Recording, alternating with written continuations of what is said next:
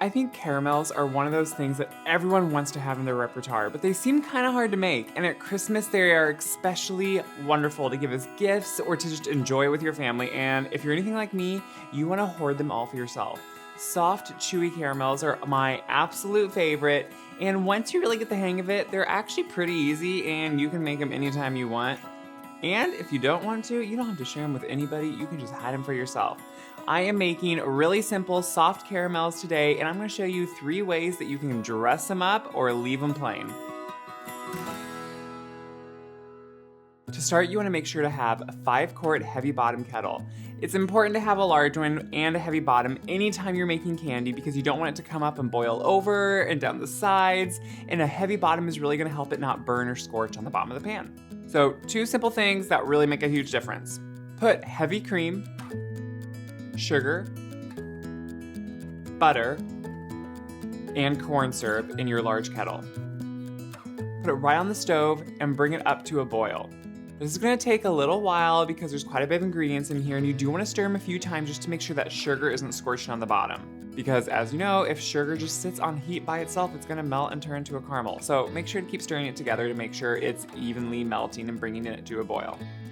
As with a lot of the candies I make, it's best to be prepared early on so when you're done and the candy's ready, you know what to do. So in this case, you really want to make sure to get your pan ready before the caramel is made. Otherwise, you are going to get to the end and have all this caramel ready, nowhere to put it, and that's no good because it's too hot just to put into your mouth right away. I promise, I've tried. I burnt my mouth, don't do it. Make sure to have a 9x13 pan and just lightly brush it with a neutral flavored oil. I use vegetable oil, you could use any other neutral flavored oil.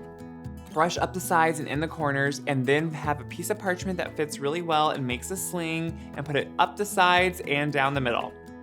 Press the parchment really well into the corners and then brush it again with oil. You don't want the caramel to stick to the pan or to the parchment or the parchment to the pan.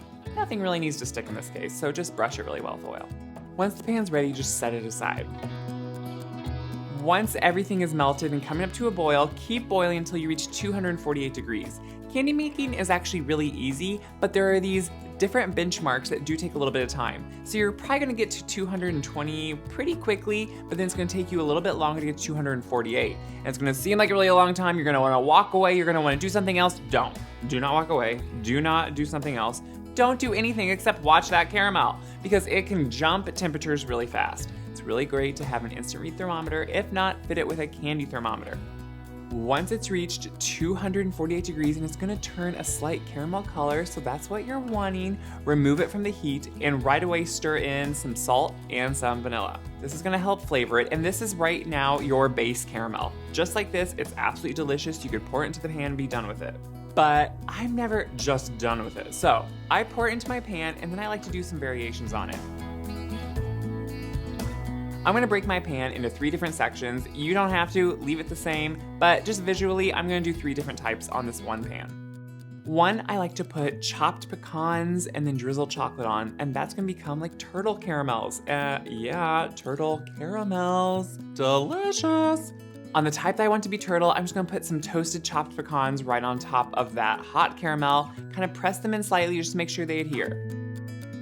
The middle part, I'm just gonna leave plain because it is delicious by itself. And for that last part, I'm gonna put some extra flaky sea salt on top so it becomes a delicious salted caramel.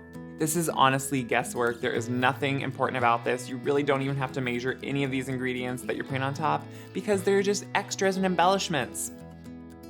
Once it is cooled, I then drizzle the chocolate on top of the turtle portion because if you do it right away and it's so hot, it's just gonna melt the chocolate all over and that's not gonna be pretty. You wanna let these caramels sit for at least 4 to 6 hours because they really need to set up and cool down.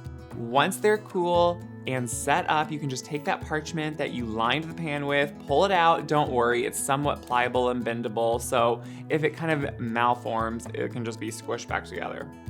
Set it on a cutting board, remove the parchment, and then using a large knife, cut it into pieces. Honestly, bite-sized pieces, big-sized pieces, whatever pieces you want to do, you can totally do.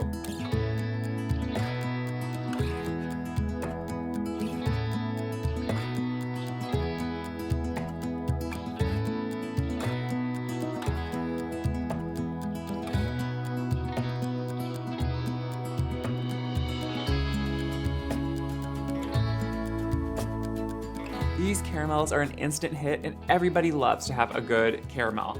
It's kind of one of those things I feel like a lot of people are like, oh, how did you make caramel? And it's not that hard. Have a good thermometer and you are set to go. I can't wait for you to make these this Christmas, and everyone is gonna be clamoring to come to your Christmas party to have some of these. If you agree, make sure to like this video and share it around on all platforms. I love to hear from you guys through Facebook and Instagram and see what recipes mean the most to you during the holidays and how you enjoy this wonderful time of year with your family.